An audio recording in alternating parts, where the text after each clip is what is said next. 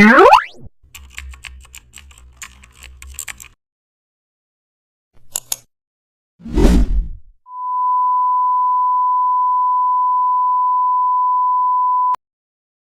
back to the channel. Don't forget to like, share and subscribe for more updates.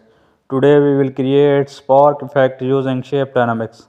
Select a small round texture brush, open brush setting and enable shape dynamics, and also increase size jitter for varied spark sized.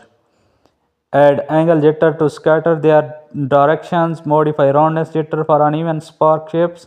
Start tapping around a light sources area and add dense sparks near the center. Spread lighter ones outward. Use soft yellow or orange tones.